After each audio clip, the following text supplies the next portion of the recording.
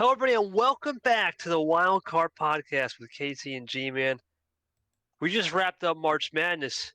Well, Final Four and finale round recap about to come in. Got some updated Band-Aid Super League predictions as well. Well, D2 with G, and of course, we got some stuff, little fun things for T2 coming along the pipeline. Joining me as always, like I said, is G off the top. G, great Final Four finale round. A lot to get through here. A lot of interesting names in the hunt early start, and a lot of people that are in some possible danger at 0-1. Not the end of the world. Talk to me a little bit about your thoughts on the finale and the Final Four as we move into the month of April coming in. I mean, yeah, and with the Final Four and finale, I think for this edition of it, we had a great start to the season. I think all three matches we saw, plus the third place game, had something to watch out for going into it.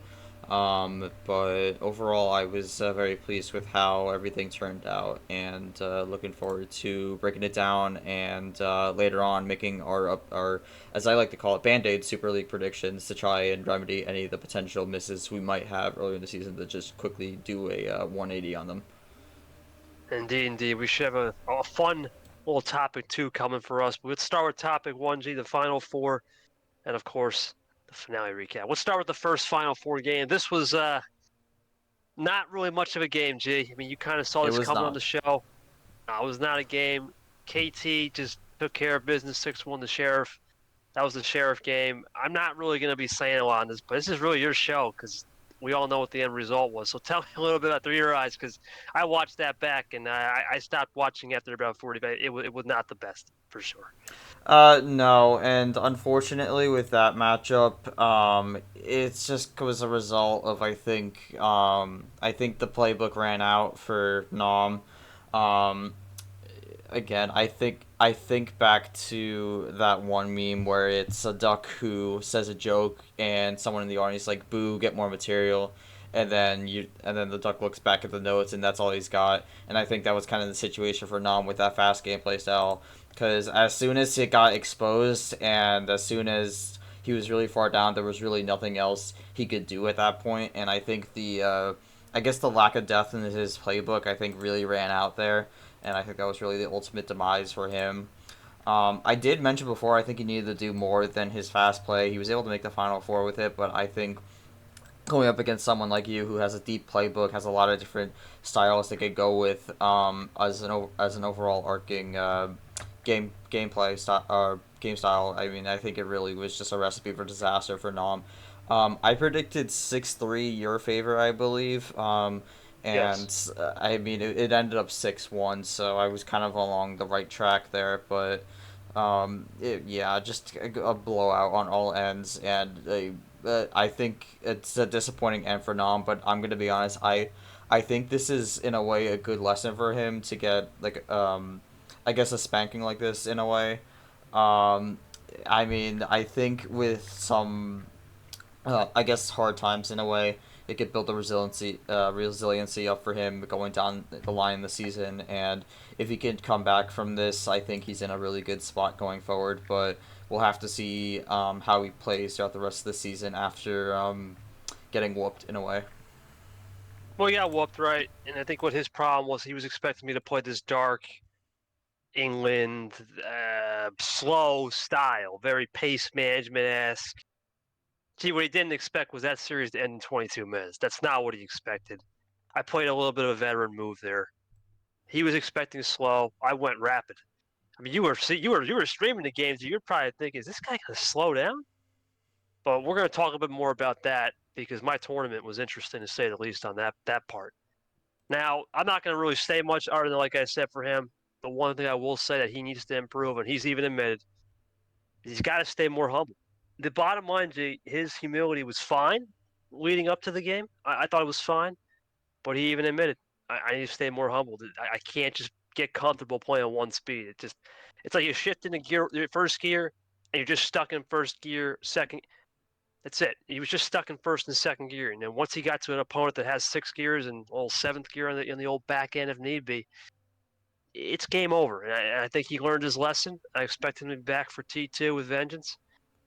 And I wish him the best, right? Because he did get a P3. We can kind of just glance over that in a little bit, but he did get P3 over this next guy. Now this next game, this was a doozy, G. At first, there was a point in this series where it was 4-0, and I thought, is Nam really about to win the rookie class on a 6-1 or something? Because it was looking really good for Nam to get that rookie class. JT was absolutely wiping the floor, 4+4s in one hand, laughing it up. And then all of a sudden, once it got to 4-3, things just started to shift a little bit. But he got the fifth win, and then an unreal power play that I don't know what he was thinking mid-run in Game 9, and then decides to I I, I guess choke it away. I'm more of a mistake, a mental error, because he had the series 6-3 wrapped up. Mental error, and you gotta wonder for myself before I get to UG. This series was all about composure. It seemed like early there was no composure. It was just JT, card luck, everything was working. The moment he started to lose games was the moment he started to lose the edge and he started to lose the composure. Fair play to him, get that Game 8 win. You got the 5-3, but sometimes, G, what do I always say? He was looking at the final destination, and for Ashley was not. Ashley was looking at saying, you know what? One game at a time, one step at a time. You called it one of the most important, or excuse me, one of the most resilient and most important performances, not only of her career, but of the league. We don't see comebacks like that. It's rare. We have seen a couple. Sanford's done it before. A couple other people have. Barrigold has done it before. But to see someone like that do it, a world champion on JT, who he had everything going right, you might as well play the lottery at that point, up into Game 5, really. Impressive. It's impressive, and it's a wake-up call for JT that he probably needed to say, you know what? I need to get better at the first thing of the game, G. Ask questions. Because all tournament, Ashley was asking questions, right? Whether it be myself, to the commission members, what to do. JT was comfortable saying, I know the rules. And that bit him. Talk to me through that crazy series. It ended up 6-5 Ashley, but that was one of the craziest series, probably this entire tour. Wasn't one of the best, but one of the craziest for sure. I mean, I would agree with you there. Yeah.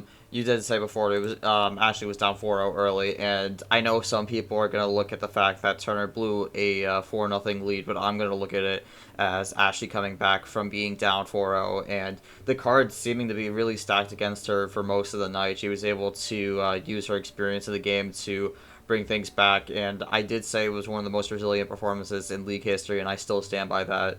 Um, in a situation like that, where not only are you that down, but the cards are not stacked in your favor, to just bring it back like that, winning, she won 3 games straight, gave up game 5, and then won another three straight to get the 6-5 result here. And I think it was the best result of the tournament if I had to give it to someone. Um, Absolutely phenomenal performance from Ashley, and again, the Turner. I mean, you could say he had it in his hands, but I think with Turner, you said it before, his eyes were on the final destination, not where he was at right now. And I think the misuse on the misuse on the power play, I think ultimately cost him. And it's just you have to really know when you can use your power plays and when you can't, and not to mention also when the rules are what type of rules are in play for when it's your turn and whatnot. So I think Turner still has a lot to learn, even as someone who was in the entire season last year, and it's sort of disappointing to see that from Turner. But again, Turner made his first Final Four after 4 attempts, after losing the Elite Eight 3 times, gets it on the fourth attempt, comes up short here. I think it's a big missed opportunity for Turner, but I also think this is a great stepping stone for Turner going forward to try and build that confidence to make another run like this potentially going into the season. So I'm looking forward to seeing what Turner does. Hopefully he fully understands the rules going forward, so he doesn't get bit like he did in the Final Four. And I'm very excited to see what Ashley does as we continue along the season with some great performances like this to come. Yeah, I'm just gonna leave it at this. I mean, if JT plays like he does, G, without power play, we know at the end of the year there is none for most of that. Watch out. But until we get to there, I need to see progression, G, of reading the rules. It's that simple. You gotta learn to read the rules. You gotta if you want to be a player in this league to be elite, you gotta do the basics, right? And that's really what it is. If he learns the basic fundamentals of just learning the rules and asking questions, proper clarifying questions, I think he's got. You can tell the difference is there. It's not Turner dry anymore. It's there once in a while. It's gone. It's almost faded away. I'm impressed with him. He needs a lot of work. For Ashley, what can we say? World champion, got to her first finale. And of course, to Nam, he did get the third place game. He got the bronze trophy, the bronze medal.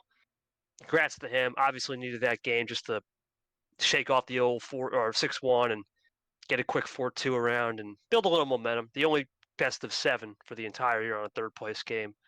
Congrats to him. Now, the finale, G, was anything short of spectacular. This was voted the best game by the fans. I really think it was. I was playing in it, right? And at first, it started off KT up 2-0. A lot of people thought, here we go again. But things just weren't it. I told you, G, throughout, I needed to build the platform. I was not 100% the first 5 games of the series. In fact, most of the series, I was not playing 100%. Not so much not playing 100% with the cards.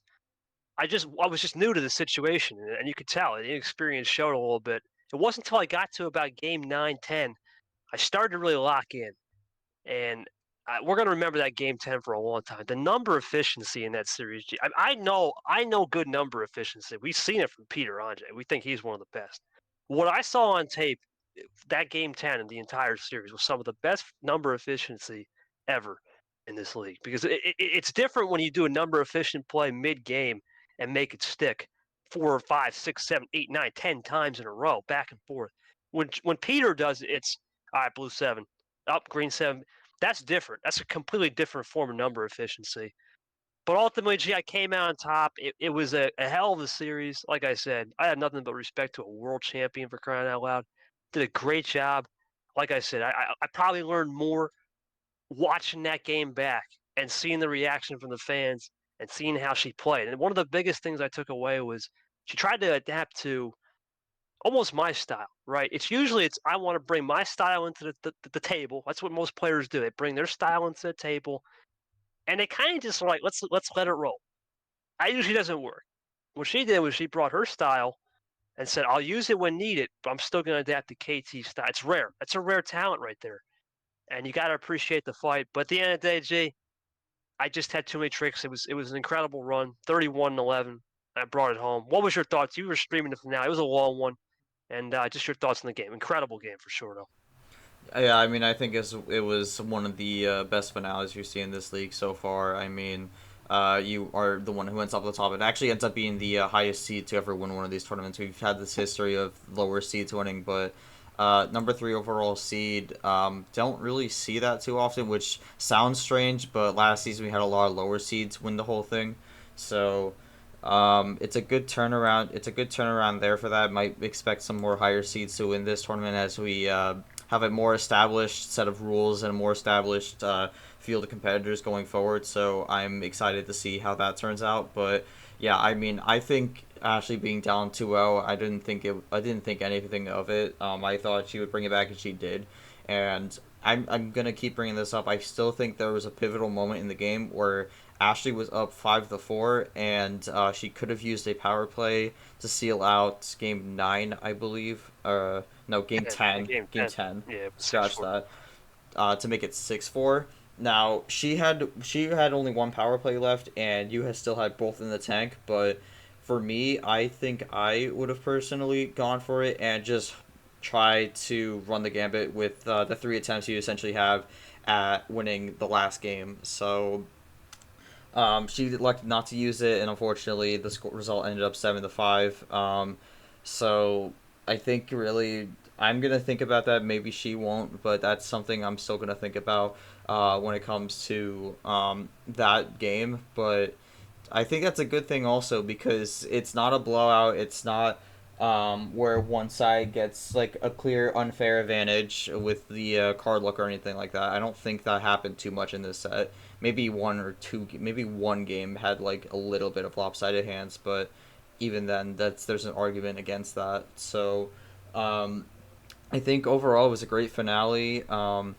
Very exciting result, and I think I'm looking forward to seeing what both these players do going forward. KT, you do have the Super League spot locked up, so congratulations there. But we have seen, obviously, there's only one example, but we have seen the Yeah. March winner kind of go on a bit of a down spiral throughout the seasons. Last season, we saw the March winner go on a bit of a down spiral, so you're hoping to not make that a trend, but we'll have to see what happens with that. But Yeah, overall, great finale. Again, congratulations, KT, on the win. Definitely know you've been looking to get one of these tournament wins for a while now, and I'm very excited to see what Ashley brings in the future. I think she'll have a good run. I fully expect her to make at least another Final Four um, throughout the season. When that'll happen, I'm not entirely sure because you never know sometimes, but I fully expect her to make at least another Final Four, and I think she'll likely make Super League. Going down the line. So Yeah, we'll talk more about that in T2. It's great. It took 7 tries total, 6 in the regular season to get one. G. I think the guys said, you know what, man, that first tournament last year. Let's face it, if my hands were on stream, I think it could have been a different story. But yeah, it's not how. Sometimes you gotta bite the bullet. I bit the bullet last year to make sure we have stream games, and now here we are. It all comes full circle. We'll take that win. But we got to stay locked in as much as we can. We saw what happened to Peter, and I don't want to be Peter. That's for sure. I don't want to go on a hiatus and start people asking where was that, right? yeah, definitely So we'll not. see. No, we don't want that. So we'll talk about that a little bit later. But it was a good overall March. My last impressions, this final review of March, just as a host and player. Well, obviously player, great job, right? Got the win, did everything I had to do, went to plan. Hosting, overall, gee, we had a couple of issues with minor things like power play and a couple weird things happened with not really so much scheduling. It wasn't scheduled. It was more games running long. Shout out to Short real quick. Shout out to Short. He's on the team now. Looking forward to seeing what he can do in T2, helping us out a lot. Massive shout out to homie. And just yeah, I think it was overall a solid AJ. I mean, compared to last March, it was 50 times better, if not 100 times better. I have nothing but respect there for everyone putting in the work. Well, yeah, overall, from a host perspective, everything was great, at least for the D1 side, and I got nothing but love for everyone. Thank you to the commission team, thank you to the advisors, and of course, thank you to the back end people like Lamas and Zach and Dark for helping with the competition side. And yeah, let's move on to the Aquatic April, which we'll talk about another time. But let's move on to April and let's get into what G's final thoughts are before we go to D2. G, final thoughts of March, player, host. Yeah, I mean, before we get into that, we're just gonna make a quick mention of the third place game. Nom 1-4-2. Right. I'm not really sure what happened in that game, to be honest, but I know it was a bit of tomfoolery. So yeah, Nom gets third. Congratulations to that. And the third place game continues to be something. Um, anyways, we're just gonna jump to D2 here. D2 had their first Final Four in a division history.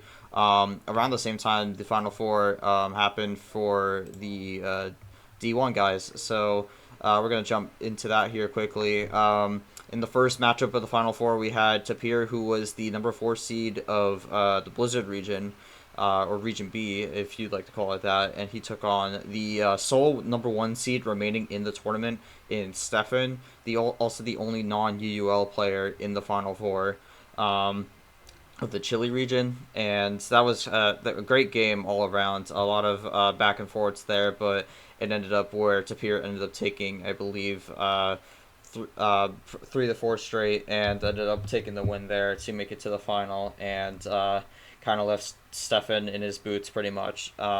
But I think overall a great performance from Stefan. D2 doesn't have a third place game, so it was decided based on how the prior rounds go with how they usually are. So Stefan ends up getting fourth in a 5-3. So, but jumping to the other game of the Final Four, which in my opinion was the best match of the entire tournament, and that was the number 6 seed of the Avalanche region hockey taking on the number 6 seed of the Declivity region in background character.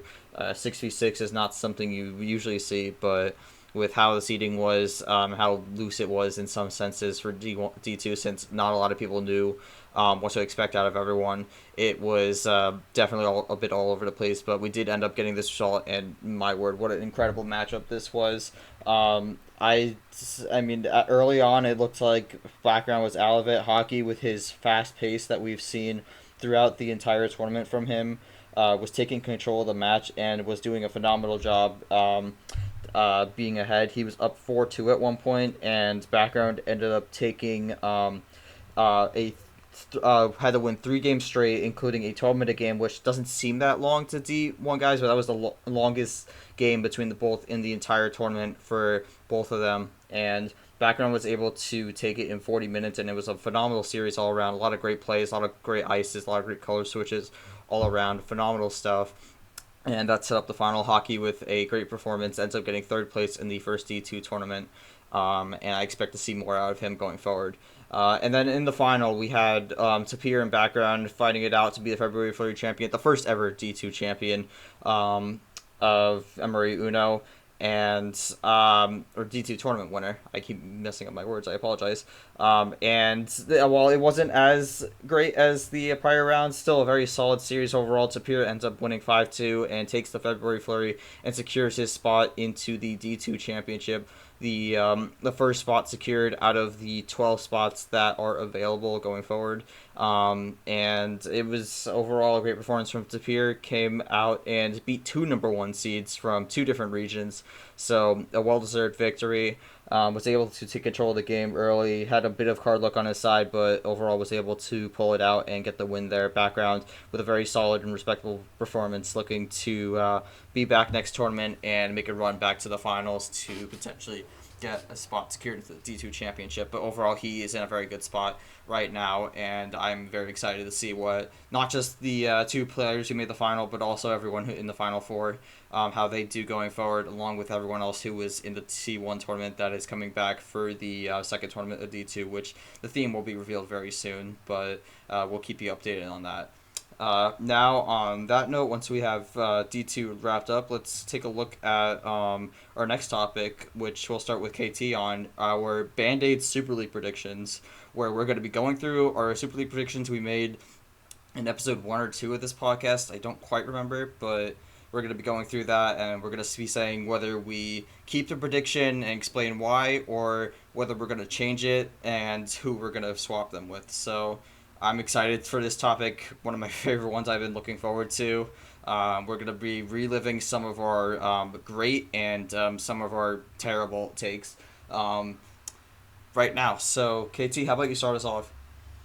Well, can I say something for D2 or no? Yeah, you can. We could get a quick comment, then we can move on. Yeah, I just want to say congratulations to Peter, man. I mean, obviously, we both know him from other stuff, but he's a really good guy, man. I really like what he's doing. The way he's played this game is phenomenal, G. I mean, think about it. He was the one guy in that Final Four that a lot of people thought, nah,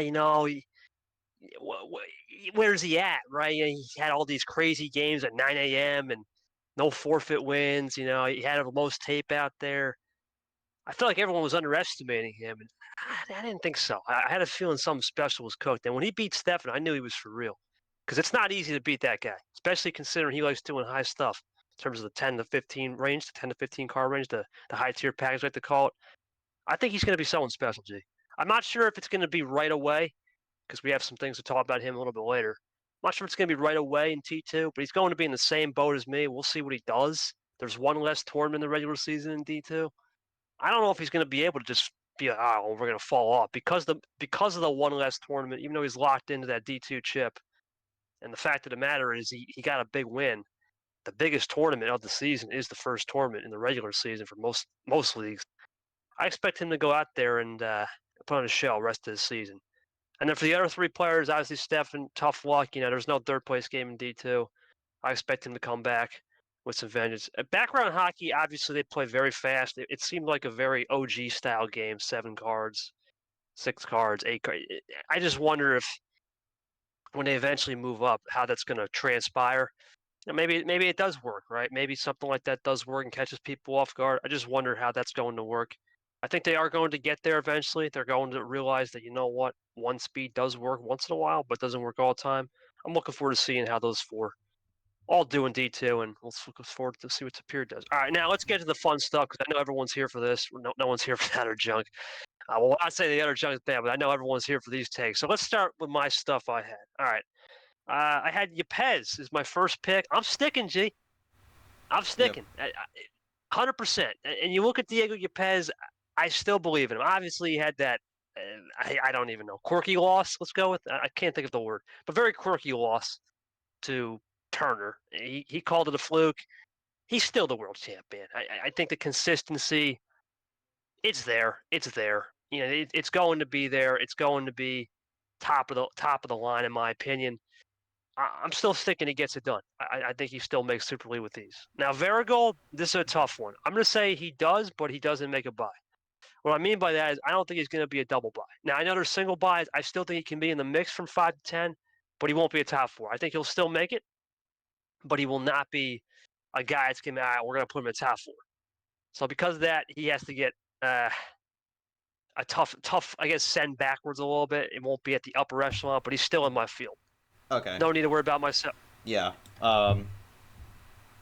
No, Yes, I was just saying because like I think most of our top guys are the similar, or so I was saying maybe we just kind of go one at a time, so like 1, 1, 2, 2, something like that. I mean, okay. I don't have a lot to say beyond for this one since our top 3 I think up to our top 6 is the same. Again, this was unordered, so this I'm wasn't a sorry, G. My trajectory. fault. Yeah, no, it's all good. I should have probably clarified that. For what we should have done. But anyways, I think for Yepes, I mean he had a bit of a abysmal performance in the Sweet 16 this upcoming tournament. I'm not concerned though. I think he'll still make it.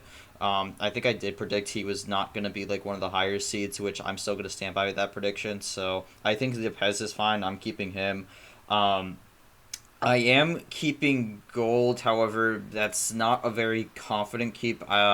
I think he played fine this tournament, even though he went out in the first round, but I have some concerns.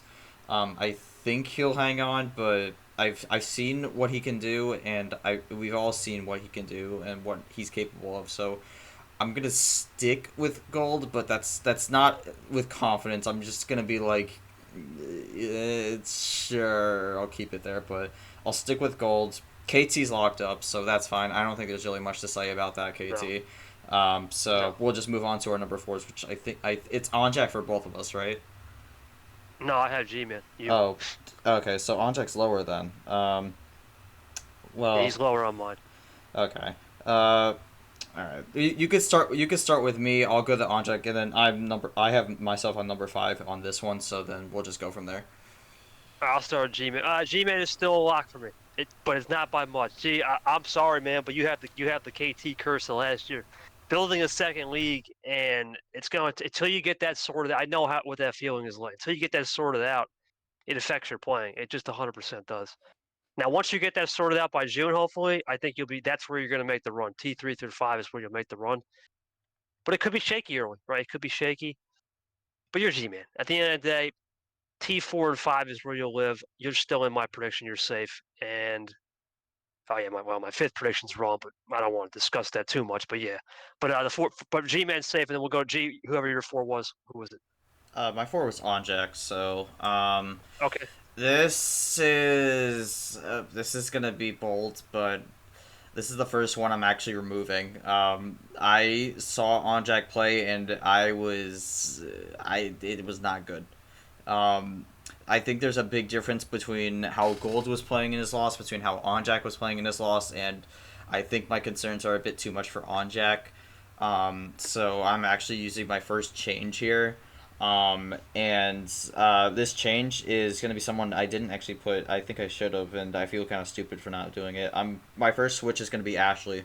So I think Ashley's going to make it instead of Onjak. I think Onjak has a lot of issues with his gameplay, and I think overall there's a lot of things that need to be tweaked on before he gets back into the bubble picture. But I am very concerned for Onjak right now, and I'm kind of worried that it's going to be a bit of a downfall here because he's not had a good regular season tournament since winning in March of last year. I know he had a pretty solid Super League. He got 5th there, but we have not seen a good regular season tournament from him for the most part since March. You can maybe make an argument for June, but even then, I think there was a few issues there. So I have a lot of concerns for Onjak, and hopefully he gets it resolved. But I this is my first switch so far.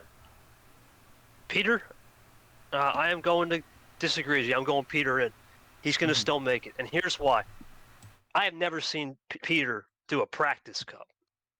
That's it. It's that simple. I think because of what has happened and transpired, he knows number efficiency isn't just going to be the one key to get him in. He changes it up. I look at his path. He's still in. I can't. He's still a champion. G. He's a Listen, there's tournament winners, and then there's March Madness champion. It's the one tour. It's the Daytona 5. You said it. It's the one tournament all year. You're still a champ. I know he's had a absolute disgraceful last couple tournaments. He's even admitted hasn't been his best stuff. Right. That's going to piss him off. And I think that's what's going to be the difference. It pisses him off to where it's like, you know what? It's time to move. I think Peter makes it. It's going to not be a bye, but he still gets in the groups. I can't take him out because I have to take this next person out. And this is none of our faults. This next person has to go by default. It's Arya. Look, I wish her the best. Right. First up, the situation is not good. Right. It's not something you wish on nobody. And this is an easy one for me, G. I thought I had Ashley in here, but no, that's an easy fix. Just simply replace her with Ashley. Ashley is one of the best, if not the best rookies on this entire grid. You look at the rookie class; it's stacked, but this is more. It's rookie. It's one of those rookie by labels, not rookie by player. Been around the game for a while, knows what to do. World champion. This is a no-brainer. I'll replace her for Arya. That's a no-brainer. All And right. let's move on to number 6. Then. That's Uh, my first change. okay. I mean, my number five was myself. I mean, I think you covered a lot of the points there. I mean, it had a bit of a disappointing March, but I think there was a few reasons behind it, and I think also maybe it was a good thing I lost in March. And do you want to know why? What's up, G? All right. So why I think it was actually good is because last season I had a fire start, made two Final Fours in the first three tournaments, and then I fell off a cliff, and that was not good. So I think maybe having a bit of an inverse, where instead of starting off strong, we finish off strong. So I think this loss is a good thing to have early in the season. It already puts me in a bit of a deficit, gives a bit more motivation to step up the gameplay and step up the performance. And I think it's a good recipe potentially to bring things back here and put myself back into contention going forward. So I'm obviously next tournament you got to bring it back out. You have to get out of that first round, but I'm excited to look for this challenge, and I still think with this early deficit, I'm still in a fine spot, um, and I say, but that's a conditional fine spot because if I don't go out there and perform, then that spot's gonna get taken away. So as long as I go out there and perform and do what I need to do to get out of this hole, I think I'm still fine. So. And then for Yeah, Arya, right. yeah. Then for Arya, Arya's got to go. yeah, Arya's got to go. Unfortunately, best wishes to Arya. I already used Ashley for Onajak, so I have to pick someone else here. I'm gonna be honest. This is a bit of a tough one. I look at the field. Obviously, you could say maybe go for someone in the final four. I don't know if I want to do that yet.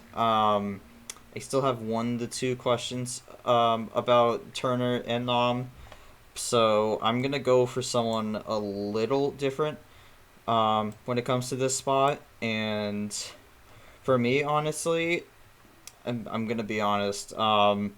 I think I think I'm actually gonna put Carson in right now, and that might be a Hot bit of take. a surprising take. That doesn't mean I'm excluding Turner or now. I'm not ready yet to put either one of them here. I wanted to put someone who I was super impressed with, even if they didn't make it as far. I think with Carson, he locked up the sophomore class in the Sweet 16, right? Um, Correct. Yes, and I think he's off to a good start here. Had an unfortunate loss against Brad. Couldn't really do much there. But I think we've seen before, we've had some people who have a bit of a mid run to start off, but play well, and it translates to a good result going throughout the season. And I was impressed with Carson. Took care of business against Clint and was able to take out Caesar, who was my pick to win March. So I'm impressed with Carson. So I think for my replacement with Arya, I'm going to go with Carson. And I think there might be a few more replacements as we get into some of the people further down this list. So there's going to be a few more names we're going to be mentioning going forward. But Carson's going to be the next one that jumps onto my Band-Aid Super League predictions. Well, this next person ain't going nowhere, G. He's a legend. I don't care if he's a master. He's a legend. So much experience, Charles Sanford. Lock him in. Lock him in. The man. I know he has the experimenting game. This is Charles Sanford. Come on.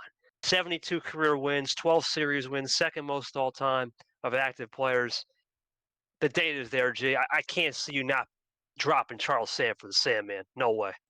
No, I'm not going to drop Sanford. I think Sanford's still in a really great spot. Made the Elite Eight. Unfortunately, lost to Turner there in a 5-4, very close series. But I think Sanford's still in a great spot going forward. I don't know where he'll end up in the seeding. I could see him from maybe a top three seed to maybe even like one of the bottom five. I think he could go anywhere, but I think he will be in that field of 16 no matter what way you put it. So I'm still keeping Sanford. I think he's in a great spot right now. I think not much has changed from last season with his play style, and it's worked wonders for him. So I'm keeping Sanford on this one. Pretty much a no-brainer right there.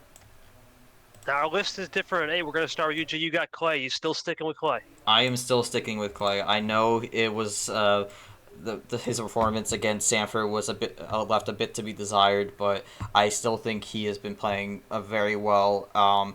Both through taking out good competition and playing resilient. His first round was almost ended in disaster where he almost lost to Brando, but he was able to stay resilient despite some unfortunate card luck from Clay's end and was able to win it in a very close 4-3 game 7. And then he went out and took care of business against Seth Cole, no problem. 4-0 swept him. So I think Clay is still in a solid spot going forward. I still think there's a lot he brings to the table, and I'm still confident Clay makes it. Maybe Sweet 16 isn't the best performance for him, but I still think there's a run down the line this season, and I think Clay has shown that he's hungry to make Super League this year after just barely missing out last tournament, or last year in Tournament 5. That's for sure, for sure. Here, G, this is going to be a hot take, G, for me. Cody Lamas. He gets in and he gets a bye. That's a hot take. That is a hot take. Cody's going to get the 6th seed. I can feel the run coming, G. This guy got sick against Brad and still put up a fight at 104-degree fever. I think he gets a bye. I think he's learned his lesson. I'm seeing great things from Cody. He's another one joining the Cup. When will you ever see Cody Lamas in a Cup? I like that momentum. I really think that's the momentum he needs. He needs the wake-up call to say, you know what? It's time to get better. And because him and Peter are taking those initiatives, I think Cody's taking really good steps moving forward. I like what he did from the progression from the T1 when he lost to Brad to T2. I know a lot of people may be thinking you're crazy, but I'm still on that Cody train. I really am. I still think Lamas is a guy that is going to make it. He's just going to keep getting better. Gee, this is one of the things I always tell people, right? These people that have come in to the league, they're the shiny new toy, right? The shiny object. But my heart is still with the people that have sacrificed and given up a lot to get here. Right. I think Cody Lamas fits that mold. I think he's going to get hot. It's a little hot take that I think he gets a bye, but I'm okay with giving him a single bye. I think he's going to get a bye. I think he finds the right groove, the right spot. Remember, G, this is where he got a Final Four. Remember, he finished third here last year in this exact tournament That is when true. he was a rookie. So I think this is the tournament he breaks out, and he breaks out in T3, does enough in T4, and then just plays a little bit in T5 and secures that bye. That's it. I think he's ready. I think he's ready. I'm still high on him. I'm going Cody Lamas still in my top Yeah. 16 for sure. Honestly, for me, what I've seen so far, you're very positive on a lot of the Super League players. I'm kind of in a different boat here. I'm more concerned about the Super League players I've seen this last tournament. I mean, there was 10 spots last year in Super League. Obviously, 2 of them were whole debacle. We won't talk about that, but Right? Yeah. out of the 8 people who played in, 8 people technically who 7. were 7. entered, one of them Right. unfortunately due to unfortunate circumstances, only 3 made it out of the first round, and to me that's a little concerning. These were the people who were on top of the league last year, and to see 4, 5, one of them due to 5 of them, one of them due to unfortunate circumstances, which again we wish Arya the best. To see 5 of them go out in the first round, I'm concerned, and that includes me. I think obviously I would say there was some circumstances behind my loss, but that still doesn't change the fact I lost round 1. Gold, you could argue there was some circumstance he still lost round 1. On Jack, I think there was a lot of issues there. Still lost round one. And then you even go to Lamas, who made Super League last year. You could say circumstance, but he still lost round one. And to me, that's just a big red flag when it comes to these Super League predictions because a lot of these people who were on the top of the league last year are not off to great starts. And I'm concerned that not all of them are going to be able to bring it back because if this was one or two people, I could have faith that they could bring it back. But we're talking about one of them is not playing this season, sadly, but we're talking about four people who made Super League last year who are already in a deep hole, and I just think those odds of all four of them bringing it back to get back into the top 15 for Super League, I just can't see that. So I'm still thinking at least one of these people does not make Super League, and I am a bit concerned. Now, Jack, you have every right to be concerned, right? You have every right to be concerned. Remember, you're probably right, G. At the end of the day, you're probably right, but I'm going with my heart here, Gene. I still, once you kind of get into a group, you hate to see those group guys go. That's just how I am, right? It's the old mafia mentality, right? It's a family. So I hope they all get together. I don't want to see them lose because there's been a lot of crazy predictions. We've got people saying 12 rookies are going to get in. It could be KT versus a bunch of unknown people. There's a lot of stuff I don't want to deal with. So let's hope some of these guys make it for sure. Now, this next guy is different because we both had different people at 9. We're going to start with your number 9, H. I have him at 11. Are you still confident on H? I know he had a rough start. Nothing he could have done, though. Thoughts on H? Yeah, I mean, I think H. I think for H, one, he lost to the person who made the final, so that's something that does help him. But also, I mean, that set was unfortunately, I can't chalk it up to anything other than card luck. It's just nothing went his way that entire set, and it was really unfortunate to see because I think there was a lot of promise for H. This is a tough spot because I don't think you have a lot of data on this, so you could go with the idea that there's not enough data and stick with it, but you could also go for the idea that there's not enough data, we haven't seen enough yet, and maybe you want to go for someone who has a little more data, but I'm going to take a risk here. I'm going to keep it. Again, this is not one of my confident keeps. This is kind of a similar situation to Gold, but I think from what we've seen, H does have a good playstyle, and I think it's a playstyle that sets you up for success in this league. Um, so I think he does make a bounce back, but again, this is a tough call because I don't think we have a lot to go off of. I'm going to be right with you, G. I'm right with you on H. He's my number 11, so I'll kind of go number 11, but we'll talk about him in a second. I'll have more thoughts on him. My number 9 was, come on, man. Big dog hard. I'm sticking with you, buddy. I still believe in you. I know he had that ridiculous loss to Turner, but he's never been good in rivalry games. His losses have been to JT, known rival, twice. Dark, not a fan, known rival. A lot of these games he's losing. Samper should have won with the. A lot of these losses have been just weird. I think it's time to say, you know what? It's not enough to play. Now, look, is he going to be someone that's just going to make this Super League and we're fine? No, he's going to have to scrap. I still think he gets in. And the main reason why, G, is the moment for him he gets past round 2, he's going to be like, all right, well, I can continue to go 2-1. All it's going to take is one Elite Eight. That's his formula. He just needs to make one or two Elite Eights, and I still think he'll be enough, right? You get one of those two Elite Eights, that's 3-1, that's 6-2. Throwing a nice solid, 2-1 from occasion. 12 wins is all you're going to need to make Super League. You don't need 20 wins, right? That's going to get you on the bubble around 12 wins. I think that's the formula. I still think he's ready. He's done a good job so far of, throwing some heat checks on people. I think it's his time. He's starting to evolve a little bit. I know he lost to JT, but a lot of it was not his fault. You could see it. It's just composure things. And he's going to have a really good chance to prove it in T2. Just work on composure. If he works on the off tangible games, which is composure, not even the game, because his game is improved. We can't forget, he did that crazy power play on Allen to win the game. I remember that. That was one of the moves I tried to do with this run. I never got the chance. He's there. I'm impressed with him. Even though he had that unfortunate loss to JT, I still got to stick with him. He's one of my biggest fans. But even then, I still think his playing is starting to get rolling. I think he still squeaks in barely. It won't be like I said a high flying result, but he'll get in there in the top 15 for sure. Now this next guy, G, a lot of problems in the first round. We both are still high on Drip, but are you still ready to say he's ready to move on to Super? This is a tough one. I had second thoughts on this one, but your thoughts on Drip? This is a tough one. I mean, honestly, I think there's a lot of good things about Drip, but when it comes to what we're seeing right now, this is a rookie we're talking about, and I still am high on Drip, but I think my opinions have changed slightly. I unfortunately think he's going to be one of those people who just barely misses out, like one of the first four out. So I'm actually going to switch him, which is unfortunate because I actually like a lot about Drip and a lot of his play style, but um, I think there was a bit more to be desired from that round one loss. He did have a phenomenal game five with a great use of the power play, I believe, to keep himself in it. So I think there's a lot good with him, but I mean, when I made my prediction initially, I was thinking he was going to be one of the last four in. Now I'm kind of flipping to one of the first four out, which is really unfortunate.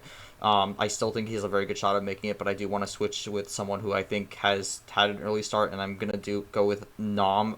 Even though I do have some questions about Nom still, I think this Final Four run is a decent indicator that he's going to be someone who's trying to be a contender this season.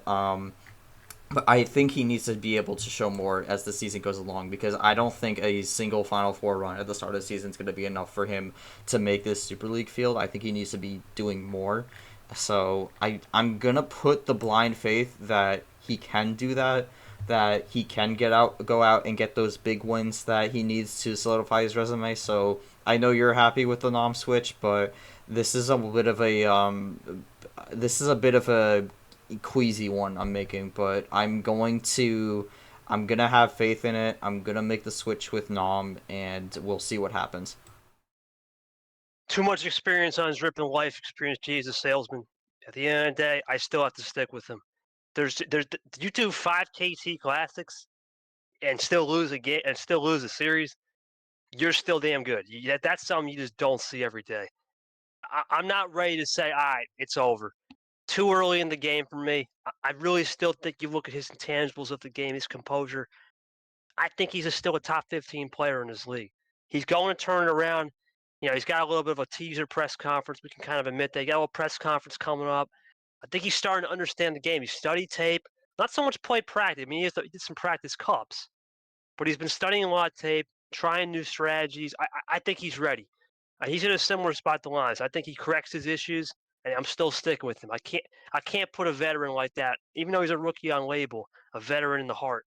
I can't question that determination. And then for age, like I said, I still think there's just not enough data.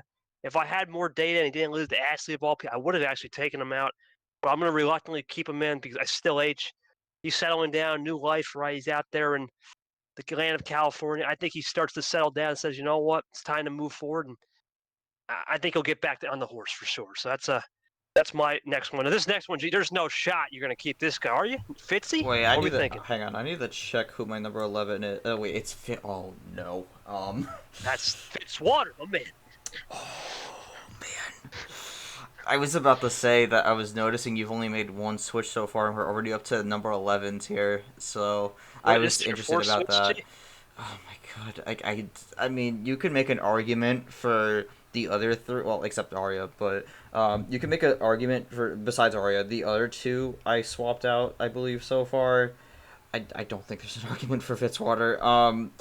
I was incredibly disappointed with how he played against Acosta. I think it was the same thing we saw last season, and that just did not work. There's no evolution to his gameplay, and I mean, I like the guy, but I'm sorry, it's looking very rough for Fitzy. So unless he makes a drastic change in his gameplay, I think this is another bad season. I was hoping for something more I was hoping for a sign, anything that maybe there was a different Fitzy coming, but not the case. So this is a switch. I hate doing it, but this is one of the ones I've lost all confidence in.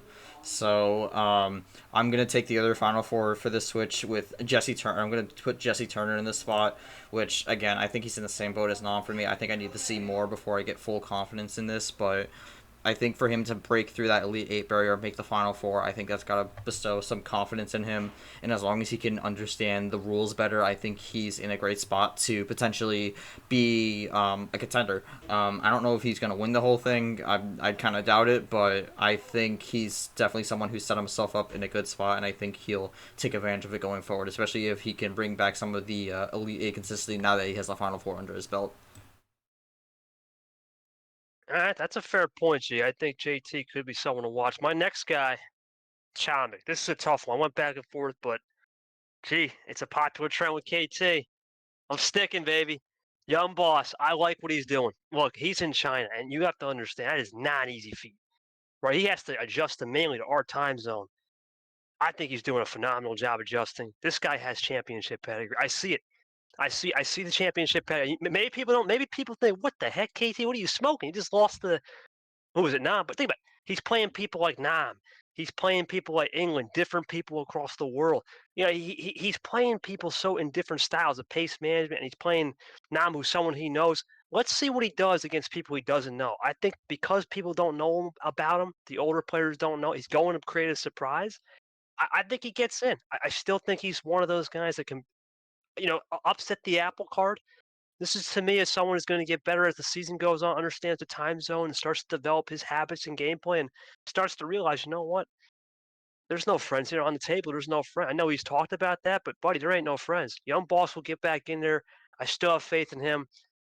I got him moving on, G. I still think he moves. I think he still makes a run T45. That's going to be his bread and butter. I'm still sticking for sure. All right. I also have Chomik at 12 here, and I think this is another one of those tough ones. I mean, as we go down this list, I think we're coming on across the tough ones that you really kind of have to make a decision here, or not.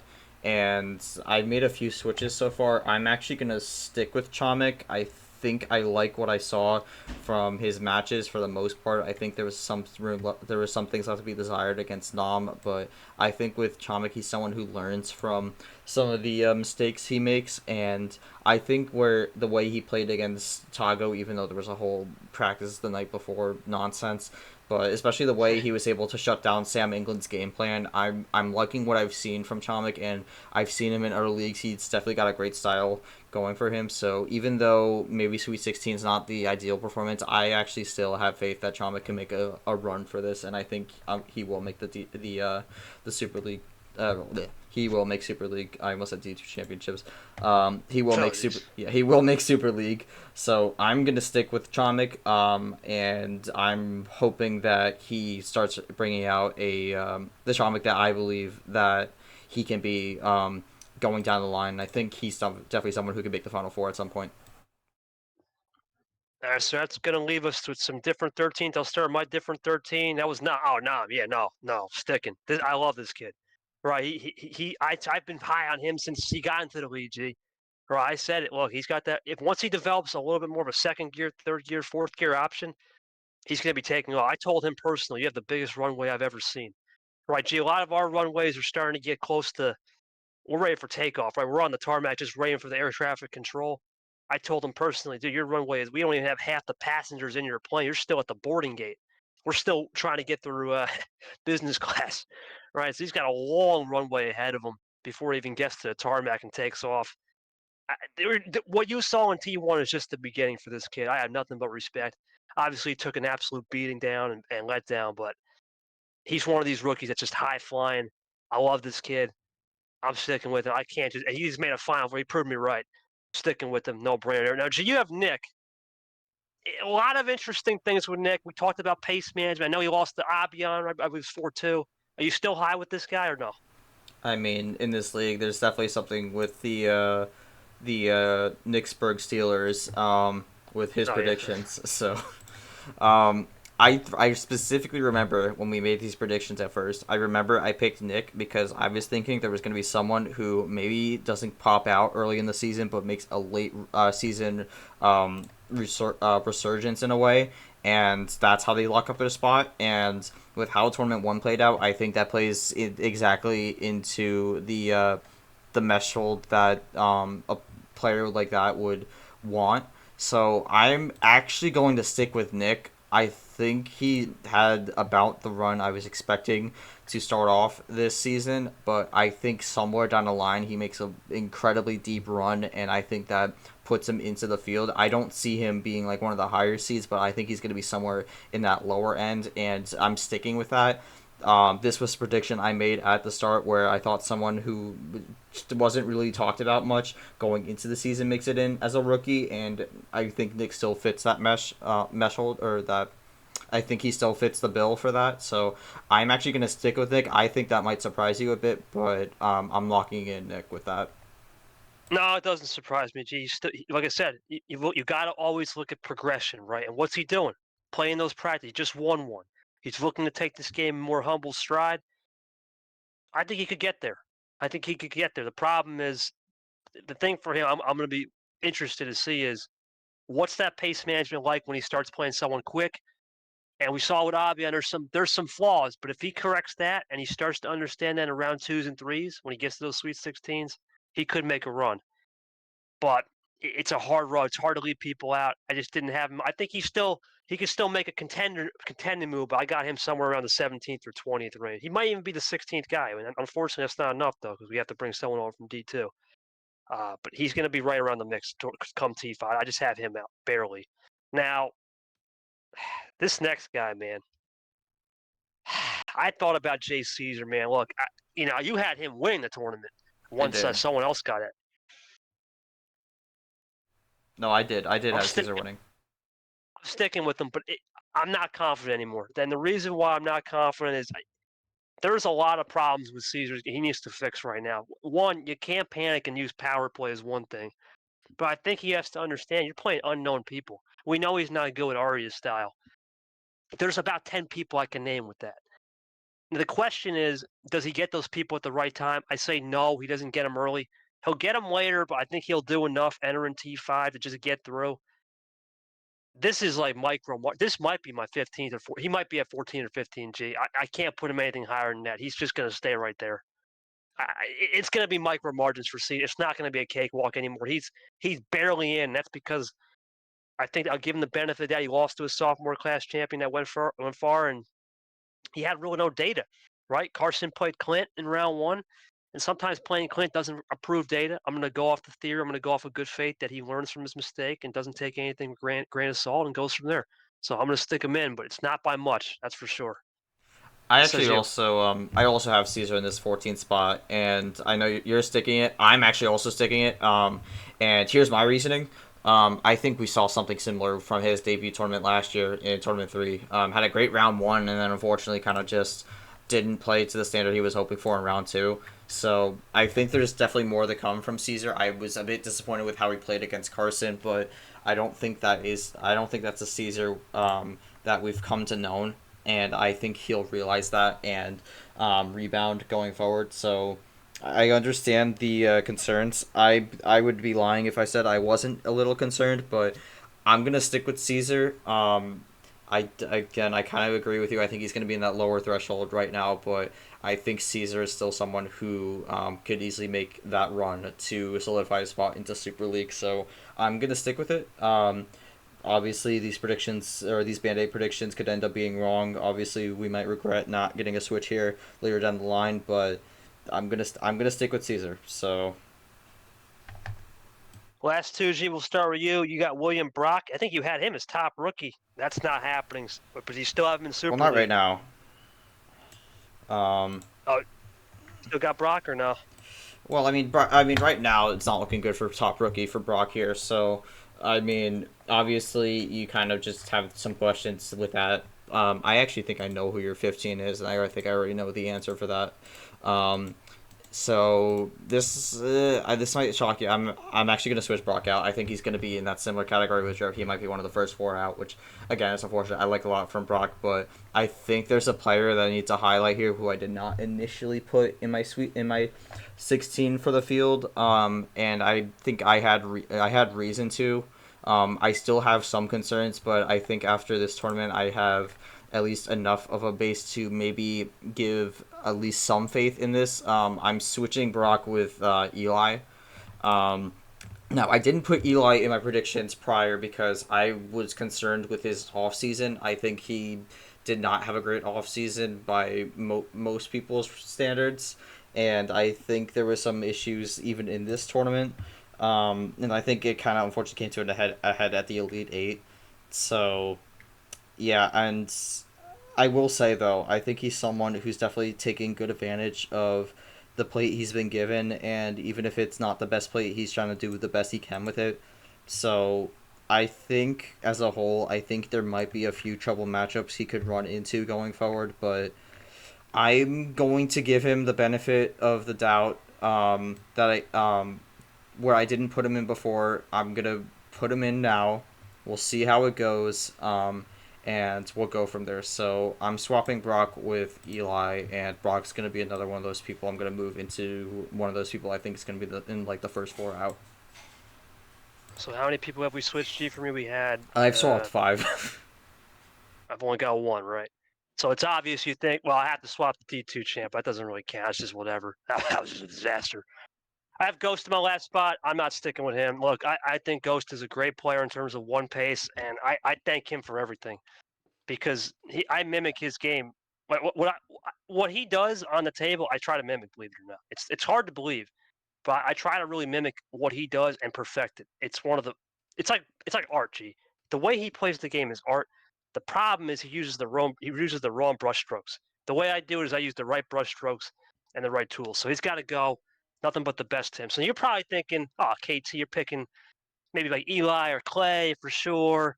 Maybe someone like Abian who had a deep run. Gee, I think there's one answer though, and I think people this is the sleeping giant. Give me the 7 C's, baby. Captain. The captain is back.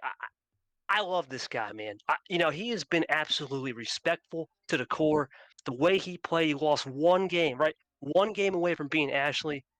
That low card, that low tide stuff is dangerous. I'm telling you, it's going to catch people out. I like what I'm seeing from Cap. This is his time. He's starting to realize that this is a serious league. I'm looking forward to seeing what he can do. And you look at the way he plays the game, Drew, it reminds me a lot, ironically, of what you would see in Vapor with those low card start stuff. But he also has these flashy style 2-3 card runs, similar to what Samper can do, a little bit of Peter, ironically, on some number efficiency. That's hard stuff to really combat with, especially what are you going to do with 5 cards? You saw it firsthand. What do you do? Sometimes you can't do anything. And I'm going off more of a hard player. I think Cap is ready. I, I'm having him overturn. It's a problem with JT, and I love JT, but was that just card luck that took him that far? Is he ready to understand the rules? I don't know. So I'm going to go Cap here. It's a bold call. We know it's Aquatic April. The captain, 7 C's finale has been confirmed. There's a little bit of a teaser. I could see him making a deep run, G, in Final Four. He could even get to a finale. I agree. I got a lot. I got a lot of faith in this guy, and you saw it firsthand. I think he's the sleeping giant you don't want to touch. I really think he's the only. I only made 2 changes, right? One was unforced due to, you know, Carmona not unfortunately not being here, and we wish her the best. And then this one goes. I just think Ghost fell off a cliff. I'm going Cap. It's now. I think this guy could even make a top 10. He could easily be a top 10 player by the league as he continues to get experience. Great top 20 to start the year. Give me the captain of the 7 C's to round it out for sure. Now we have to do something for D2, but what do you think so far? Those 15. A I lot of mean, changes in your end. I think the thing for captain is if the 16th spot was not the D2 champion and another D1 player, I think that would have been my 16th spot. I like a lot about captain. I think the only thing that kept me from putting him in the list, and I think essentially he's my first person out. He's that unfortunate 16th spot that doesn't quite make it, in my opinion. And I think the only reason for me that's a bit hesitant is that the only thing he runs is low card starts, and it's not a bad strategy. I mean, there's definitely some upsides with that, but I think the big issue with that is he's shown to be a bit hesitant when the card starts go a bit longer. He likes just sticking it with the 5, 6, and 7 range. Um, but Occasionally, yep. occasionally, yeah. I'm just concerned with how that goes when he goes further down the line, where he has to go up with the higher card starts, especially when it's their homestand, they go higher card starts. He did win a high card start against me in the game we had, and that was very solid. But it's not much of an example with what we did, because the game with Ashley, they just ran low card starts the entire time. So I'm just concerned with how he plays when it comes to a high card start. I don't think we've seen enough. I don't think he likes the high card starts. That's not to say he can't play high card starts, but I think it's just a bit of a concern. And I think when you run the low card starts, you're kind of running a gamble there, because sometimes you might get an atrocious hand, and it's just not gonna work out. So I'm concerned. I'm concerned with that. Again, if there was a 16th, if the 16th spot went to another D1 player and not the D2 champion, I think he's my 16th spot. But I think there's a little more upsides, a little more flexibility with the other 15 I have. So he's my first one up. But again, I said it before. I would not be surprised if he ends up in the top 10. I would not be surprised if he makes a Final Four or even a final run. Maybe even wins one of these things. But that's my only concern right now. But I think that's another thing also. I think it's just a testament to how competitive this field has been so far this year. We saw two rookies make the Final Four this time. We've seen a bit of variety with this first tournament, and I think we're going to see even more with the Aquatic April. So I'm looking forward to it, and I think it's kind of how it's going to go. I think there's going to be some really good players that get left off the Super League card. Yeah, it's a deep field, G. I look at 60, not 60. I look at 50 players that could easily make a Sweet 16 if we're being real. Elite Eight, even you're looking at 36, 38. Even Final Four, you could easily say about 24 people are destined to make one at some point. It's a packed field. Now we got to go to this last spot, and gee, there's been a lot of problems with, some people leaving D1. I don't, I haven't even given much thought to a D2 champ. My heart tells me Tapir is going to get it done, but he's in a weird spot, which we'll talk about in the next episode. We don't even know if he's going to be here, right? We don't know. It's a weird position. I'm just going with the shot in the dark here. I'm going to give it to my boy Alex. Now, look, I know he's he's a character, right? I mean, he'll say weak stuff and soft, and he had a lot of problems, but I have faith that he'll get it done at the end of the year. I think that the shenanigans are over, right? He needs to start to realize that it's time to wake up. The flame is back. That's what he's been telling me all this time. The flame needs to show up now. He's got to. You don't have to win a tournament, right? You don't got to win. That's the beauty of this. I think he's way more capable of making a LCQ. I don't even have to worry about that. He'll make the championship easy. I think he gets hot at the end of the year and wins it. As long as he stays with it, I think he will. He'll get the job done. I'm going Alex for my D2 champ, and that's mainly because there's just too many question marks with Tapir that who knows, Jake? We'll talk about it in the next episode. But with the whole new thing that we got going on, I couldn't put him in that spot. He could be very well in a comfortable spot all year, and he may not care about D2, right? So there's too much. There's too many question marks with this spot. I'm just going to throw Alex someone I know. I would have went with background, but I know background had some personal things going on. I wish them the best as well. That was the only reason. The other people I look at, you still look at Hockey and Stefan. Stefan, I think, needs more work, ironically, on mid-tier package. Hockey just plays so fast. It's scary to think how fast you can play like that. It's even quicker than Ghost and Nam, but I don't know if I see enough data on power play for Hockey to put it in. Alex has proven that power play has been a strength. I'm going with just off a power play. It's a shot in the dark. I don't think this is going to be right, but I'm taking a shot in the dark on Alex. That's all I got. There's nothing much to say. What do No, you that's think? But fair. Kate, obviously, you lost Kate. Obviously, nothing you Yeah, can do about that. well, yeah. Unfortunately, Kate couldn't end up playing because of some real life commitments, sadly. But so definitely a switch there. But I think for mine, you mentioned you had some concerns. I'm actually sticking with Hockey, or I'm actually going with Hockey. I think with D2, power play isn't as heavy of a factor. I mean, some people just don't use it, and I think that plays an advantage to a bit of Hockey's strength with the fast play style. And I think it's one of the more interesting styles we've seen so far, because like I don't think he's really made any mistakes with the quick plays so far, and I've kind of been impressed with that. So overall, I think with how Hockey brings a unique style to his game plan, and the fact that he only lost 5-4 in a very close Final Four matchup, I'm liking what I've seen out of Hockey so far, and I think the way he plays, and I think the way he'll learn power play as the season goes along. Remember, we're only in tournament one. We still got a bit of a ways to go before we get to the D2 championship. But I'm liking hockey. I'm gonna go with hockey as my D2 champion for that 16th Super League spot. So yeah, I'm just liking what I see out of hockey so far, and I think he'll grow as a player as time goes along. Yeah, it's a hockey. I will say though, he is an electric player, and sometimes those electric players can strike. The problem, I'm wondering is if it's going to come down to the end of the season, what will his mindset be at the end of the season? I think he could show up the regular season pretty nice. It's just when we come to playoff time, I haven't seen much from Alex, right? But I'm confident that he's going to quit this junk. Maybe he just has a terrible regular season, as he's under the radar and he has like a little T Stew 2011 comes in there out of nowhere. I'm going for that. I'm taking a shot in the dark, but yeah, man. Overall, obviously, I stuck with most of my field. It's hard to switch people. I mean, really, one we can't even say we switched because Arya doesn't count. We never played. And that was an easy, just all right, throwing Ashley, right? No brainer. But I really kept this feel. I still think these guys are going to make a move. They're all going to get data and they're all going to get better. And my best to Ghost, I think he'll perform, but he won't be at the top 20 level, maybe top 25. And I think Captain of the Seven Seas flies under the radar.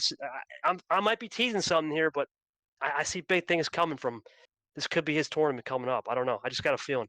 But for you, you got a lot more change. Do you want to highlight to the fans before we go to the next topic, real quick? I mean, yeah, maybe this is just a bit of uncertainty on my end with some of my predictions. I mean, again, I think some of the people I swapped out, I still could see making it through and persevering. Like, I think Onchek still has a shot to make it through. Again, Arya, unfortunate situation, not really much you could do about that. I still think Drip has a good shot. I have him in my first four out, so he's definitely still in the hunt. I think the only one I have full confidence is just not going to show up is Fitzwater. I mean, I was expecting something more out of him with this season, and we have just seen none of it so far. So I'm swapping him out pretty easily, sadly. And then I swapped out Brock. Right again, Brock's another one of those players who I thought was the first four out. Or is going to be in the first four out. I put in Eli, who I think, while I'm still not 100% certain on him, I think there is some things that could work out for him in his favor, and I think I've seen some things where maybe that bad off season isn't going to be as detrimental as we thought. But I think he's able to persevere through some things, and I'm gonna give him the faith that he can make the field this year. And again, I'm gonna throw an honorable mention to the captain, who and there's another one of my first four out. So I technically just said three of my first four out. That would be captain, Drip, and then Brock. And I mean, if we want to throw a fourth person in there, I mean, I'll be honest. I actually think Curtis is gonna be that fourth person. I liked what he saw. I liked what I saw from him in this past tournament, and I don't think it's enough to make Super League, but I think he'll come close. I'll throw another honorable mention to Ard, although I think Ard's kind of all over the place right now, so I don't have enough faith to put him in the field, but we'll see what happens. I think there's a lot of people who could throw into this Super League field, and I think that's one of the things I love about this, because I think there's a lot of people you can make an argument for, and I just kind of like that because KT our fields, while there's some players that we agree on, I think there's some players you definitely disagree on, and I think that's a great thing because there's definitely arguments for a lot of players to make the field, and I mean there's even arguments for players who maybe are newer and don't have much data. Like I think you can make some sort of argument for perhaps let's say Avion. Avion Laplant. I think both those Brad. players, Brad even as well. I mean, I would even throw an honorable mention to maybe someone like Seth Cole.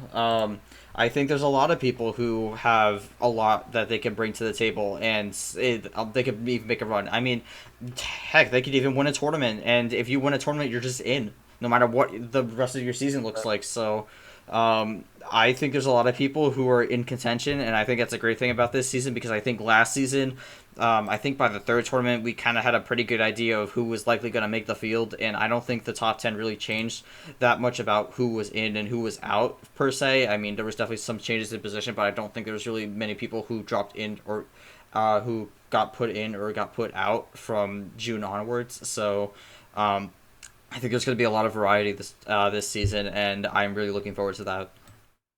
Well, you need that variety pack of snacks, G, and that's really what we have here. Like I said, the field is deep. there's about 30 people, 32 people that deserve to make this. There's 15 group Super League field, and it's hard to cut, right? It's hard to cut. Obviously, there's going to be one D2 spot, of course, but if we exclude that, man, it's been a good start. There's just a lot of things that I'm basing this off of just previous data, right? If we have to do a band-aid for T3 or something, it's going to change, right? At that point, I have enough data. It's still too early. It's so hard to know after one tournament. Was it a fluke? There's too many questions. I'm just going to stick with it. I have faith that the older veteran-esque players are going to learn, and I think that practice cup G is the reason. I really think people you never think would play are starting to play, and that's a wake-up call. When would you ever have said Caesar would have played a mid-season practice tournament? Or Alamis, Peter, even Nick was there. He won. And Monkey, guys are making that's changed the game a little bit. I think they're just starting to realize, you know what?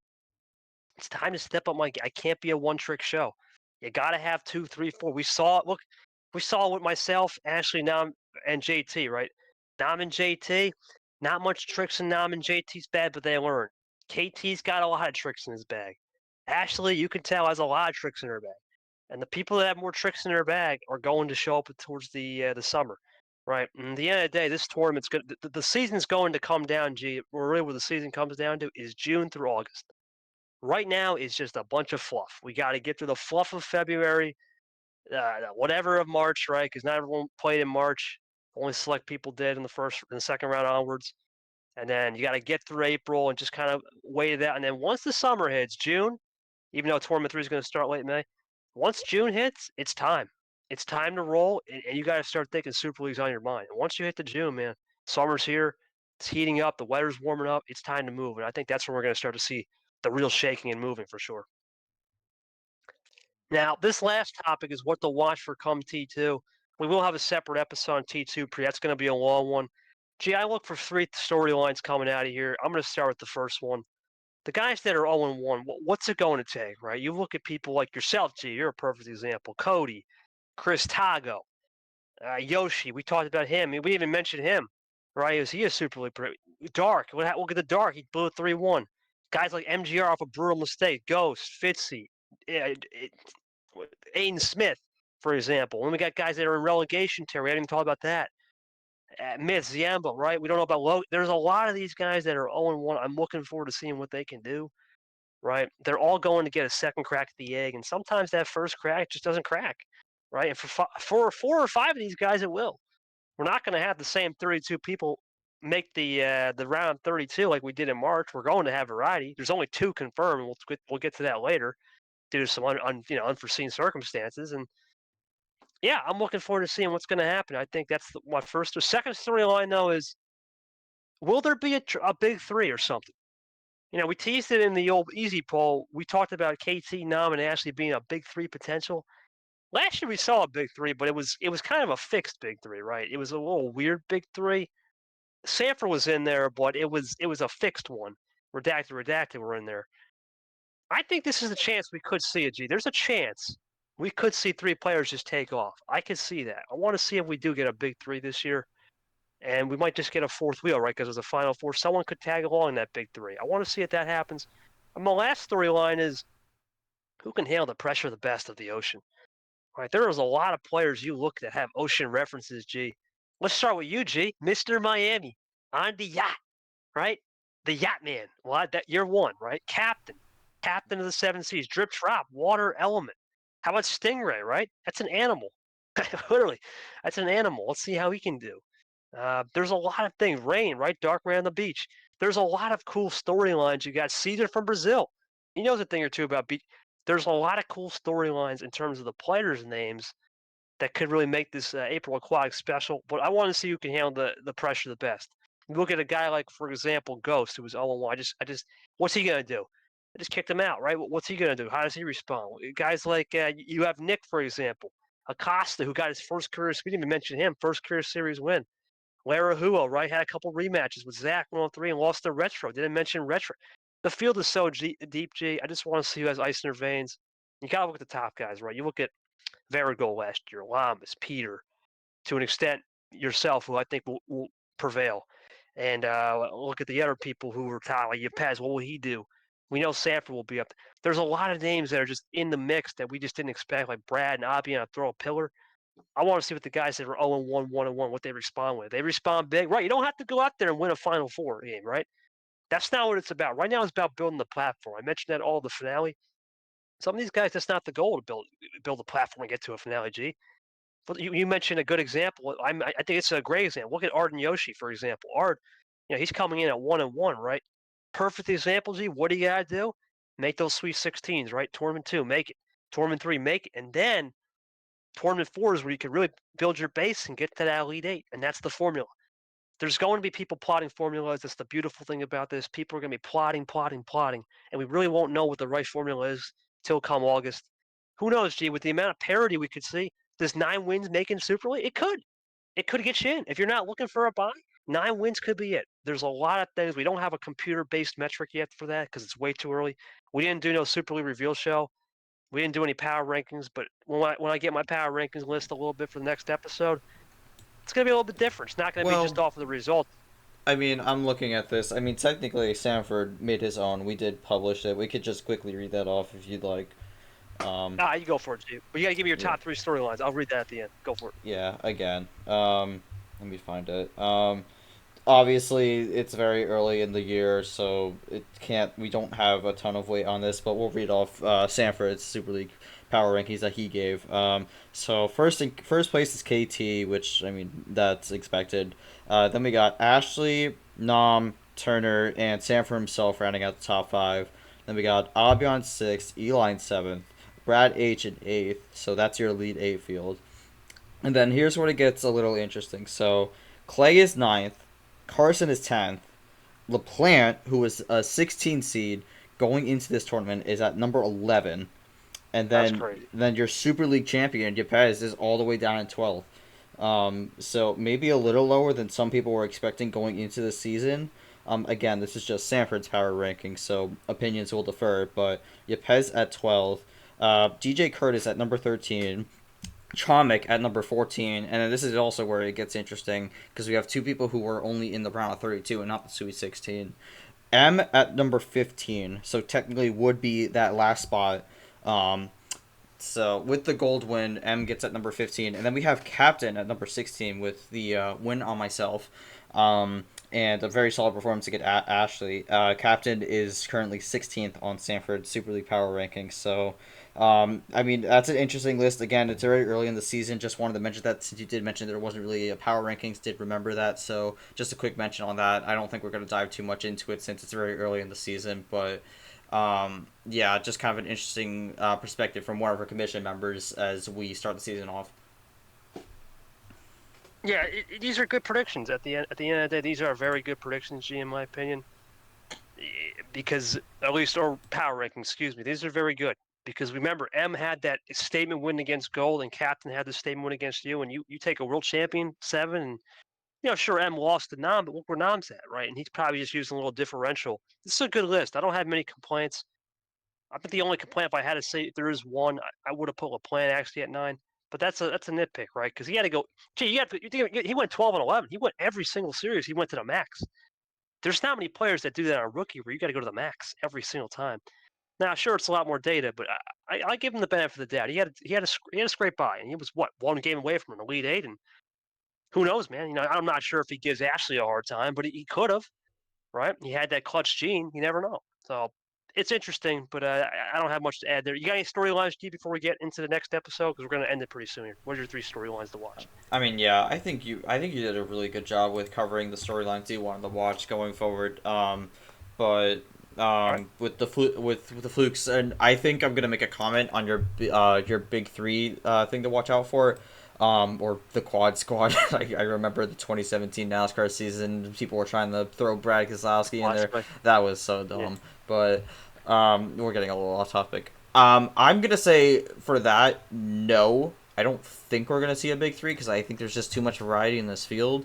Obviously, we're gonna have like a 1 seed come the end of the regular season for Super League, but I just don't see there being like 2 or 3 players that just get far away from everyone else. this season. I think there's just too much variety to see that. I think there could be someone who's relatively consistent, and you'll see them constantly towards the top of, I guess, the power rankings as we do them along the season. But I don't think there's going to be someone who like dominates and makes all the Elite Eights, makes all the Final Fours. I just don't see that happening.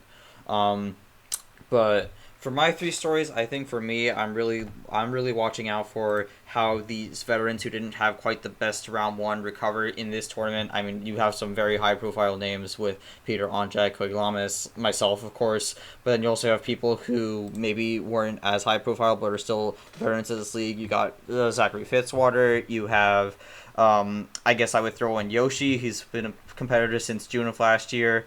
I'd throw Myth, who is unfortunately again off to a not great start.